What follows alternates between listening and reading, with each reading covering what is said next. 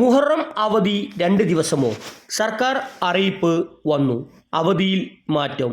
ഇതോടൊപ്പം കേരളത്തിലെ ഏറ്റവും പുതിയ കാലാവസ്ഥാ മുന്നറിയിപ്പുമാണ് ഇന്നത്തെ വീഡിയോയിൽ നിങ്ങളുമായി പങ്കുവെക്കുന്നത്.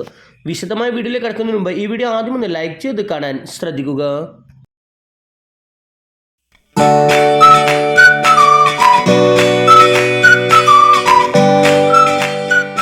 ഇപ്പോൾ പുറപ്പെടുവിച്ച മുന്നറിയിപ്പ് പ്രകാരം അടുത്ത 3 മണിക്കൂറിൽ കേരളത്തിലെ എല്ലാ ജില്ലകളിലും ഒറ്റപ്പെട്ട ഇടങ്ങളിൽ ഇടിമിന്നലോട് കൂടിയ നേരിയ അല്ലെങ്കിൽ ഇടത്തരമായേക്കും മണിക്കൂറിൽ 40 കിലോമീറ്റർ വരെ വേഗതയിൽ ശക്തമായ കാറ്റിനും സാധ്യതയുണ്ടെന്ന് കേന്ദ്ര കാലാവസ്ഥാ വകുപ്പ് അറിയിച്ചിരിക്കുന്നു. കേരളത്തിൽ ഇന്ന് കോഴിക്കോട്, വയനാട്, കണ്ണൂർ, കാസർഗോഡ് ജില്ലകളിൽ മാത്രമാണ് യെല്ലോ അലർട്ട് പ്രഖ്യാപിച്ചിട്ടുള്ളത്.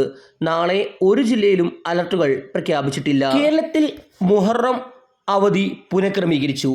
നേരത്തെ വ്യാഴാഴ്ചയായിരുന്നു അവധി പ്രഖ്യാപിച്ചിരുന്നത്. ഇത് വെള്ളിയാഴ്ചത്തേക്ക് മാറ്റി. മാസപ്പിറവി ദൃശ്യമായതിൽ വന്ന മാറ്റമാണ് ഇതിന് കാരണം. അവധി പുതുക്കി സർക്കാർ ഉത്തരവ് ഇറക്കി. വ്യാഴാഴ്ച പ്രവൃത്തി ദിനമായിരിക്കും. പകരം ജൂൺ 26 വെള്ളി പൊതു അവധിയാകും എന്ന് സർക്കാർ ഉത്തരവിൽ പറയുന്നു.